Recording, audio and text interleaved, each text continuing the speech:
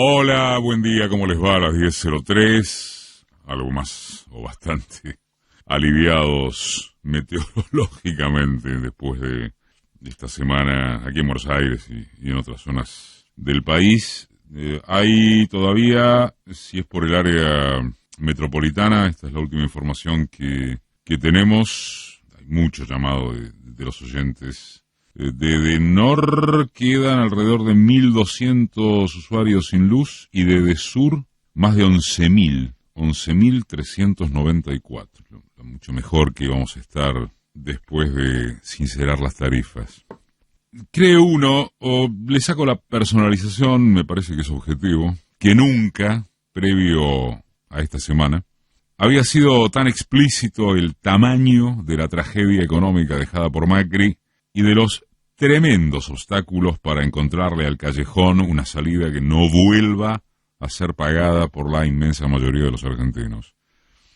Para quizá entendernos mejor, el desastre macrista fue sentido en los bolsillos populares, en la destrucción del aparato productivo, todo lo necesario como para que perdieran las elecciones. Pero era y es otra cosa tener conciencia real y masiva de la macroeconomía, según se le llama a esas cifras que, para sintetizar algunos de sus muy grandes rasgos, revelan qué produce el país, si las cuentas aspiran a ser más precisas, qué produce y repartido entre cuántos, la diferencia entre importaciones y exportaciones para ver cómo se generan divisas genuinas y,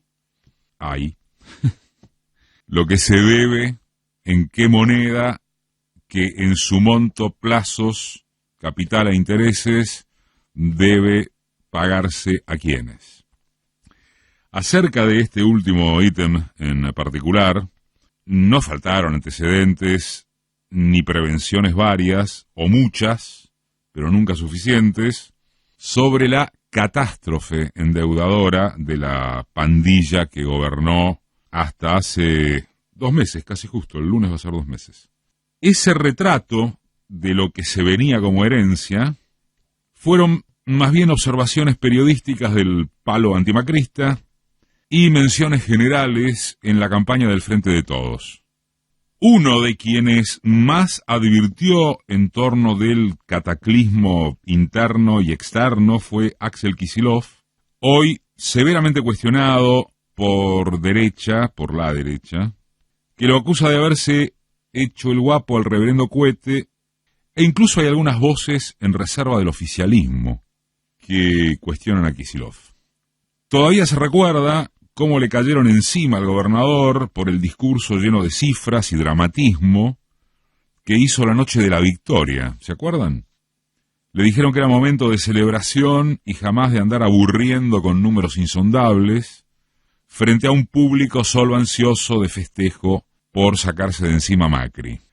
Ahora resulta que esa misma figura, Kicillof, capaz, como fue de una epopeya histórica con su trabajo de zapa, nada menos que en territorio bonaerense, contra la envergadura mediática de Vidal y la desconfianza de buena parte de la dirigencia peronista del conurbano, esa figura, decía, es criticada por la negativa, porque se animó a estirar al límite las condiciones pagadoras de una parte ínfima de la deuda en dólares de la provincia de Buenos Aires. Y dicen, por poner en riesgo la táctica negociadora de Nación, como si alguien más que un tarado pudiera suponer que el tira y afloje del gobernador no fue consensuado con Alberto Fernández. Hay a la vista una obviedad cuya negación, cuyo desconocimiento no debería poder creerse. Si Kicillof ejecutaba el default, junto al colmo de los colmos de hacerlo con el presidente afuera del país, tratando de sumar voluntades para ayudar a la negociación de la deuda, era un irresponsable absoluto. Pero Kicillof pagó y entonces demostró que es un chiquilín al que los bonistas le mostraron su falta de piné para hacerse el guapo, de acuerdo con la unánime y miserable visión generalizada de los medios que expresan el interés del capital financiero. que de eso va la cosa, vamos. Es decir, estaba condenado de antemano hiciera lo que hiciese. El volumen del pago, 250 millones de dólares que vencían indefectiblemente, era una nadería en su proporción numérica, no en la simbólica. Puso la cabeza Kicillof para experimentar, para que se experimentara cuál sería la reacción de buitres y aledaños, y desde ahí tomar en cuenta cuál es la actitud acreedora. Segura o probablemente sí. De eso trata además un gobierno frentista, ¿no? Y de sus efectivas o eventuales discordancias o tácticas para el caso. En negociaciones como esta, terribles, insisto, hay la táctica, siempre hay las tácticas de que tales actúan de moderados y tales de agresivos.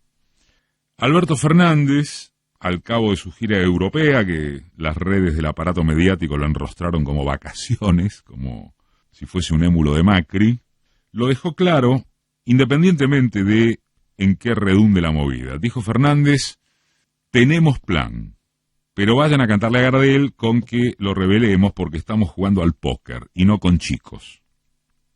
Lo primero remite al programa para instrumentar a quiénes y cómo se afectará y cuánto, a fin de recuperarse y crecer algo un poquito, aunque más no fuere solo recuperarse, mientras rija el periodo de gracia, de quita, al que se arribe con Fondo Monetario y bonistas. Está por verse que en efecto haya ese plan. Y que el plan no quede atado a las típicas reformas estructurales que impone la oligarquía financierizada del mundo global. Ya sabemos, ajuste en el gasto público como eufemismo de recortar asistencia elemental del Estado, entre otras cosas, recortes de fondos previsionales, emisión monetaria restringida, en fin, su ruta. Lo segundo, lo de la mesa de póker contra pirañas oliendo sangre, está fuera de discusión. Fernández también lo suscitó en sus declaraciones en París. Dijo que apoya la atención al extremo desarrollada por Kicillof, pero que será difícil seguir la lógica del gobernador, o sea, la lógica de terminar pagando. Esa frase del presidente pudo ser interpretada en un principio como signo de que le restó apoyo a Kicillof. Pasados los efluvios iniciales, los propios medios de la subsistencia macrista advirtieron: en realidad, Fernández avisa que pagar y listo no es ni la táctica ni la estrategia. Y hoy hay trascendidos acerca de nuevas definiciones del presidente en ese sentido. Si insisten con esto, como el fondo Fidelity, bueno, vamos al default. Y ahora volvamos a aquello de que nunca, como en esta semana, quedó tan claro el espeluznante testamento de Macri. Más que volvamos, sigamos. El centro de la gira presidencial. Los diálogos con referentes o líderes de Europa casi exclusivamente sobre el monumental endeudamiento argentino. Alguna alusión del Papa a no pagar deuda con sacrificios impúdicos. El encuentro de Martín Guzmán con la titular del fondo, al parecer para acordar grandes líneas de acuerdo básico.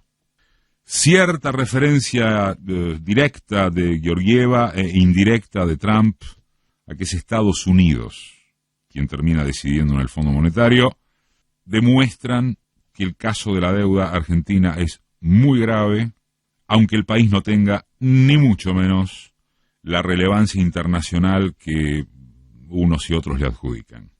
Lo que no puede extraviarse, cualquiera sea la opinión sobre eficiencia, impericia, articulación, improvisación del manejo oficial, es que llegamos acá por obra y gracia de una asociación lícita, digamos, pero ilegítima, que se llama Mauricio Macri y compañía.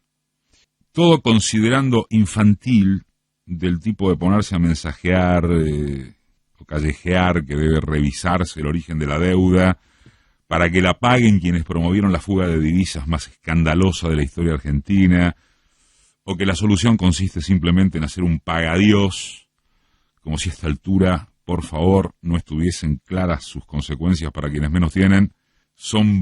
Ya hemos hablado de esto, incluso la semana pasada lo hicimos, son brulotes confortables de quienes no administran poder. Comentarismo, en definitiva. Pero sí es certero que no queda tantísimo tiempo hasta que el gobierno estipule con medidas concretas de dónde sacará la parte estructural de la plata. No solamente para pagar la deuda aterradora dejada por Macri y sus secuaces, para promover una recuperación módica que regule a ahorrar a fin de pagar en plazo X y mientras tanto que la gente esté mejor. También es cierto que este gobierno ya hizo cosas en menos de 2 meses, repito, se cumplen 2 meses este lunes, en dirección general a lo prometido en campaña. Hay algunas acciones para controlar a los formadores de precios, todo un tema, si los emporios oligopólicos no se cuadran, y como parecería demostrarlo que el índice inflacionario de enero sigue siendo un espanto. Hay la ofensiva de la tarjeta alimentaria y los planes de moratoria para las pymes.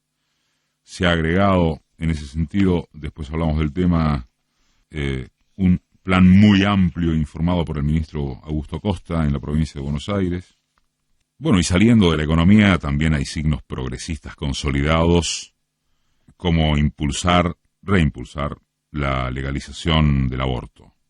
Una cuestión de clase dramática y de salud pública que volverá a ser empujada aún después de tener que juntarse en el Vaticano, quizá por razones prioritarias de confluencia cristiano-institucional sobre inmoralidad de la deuda. Resumiendo, hay un aire nuevo.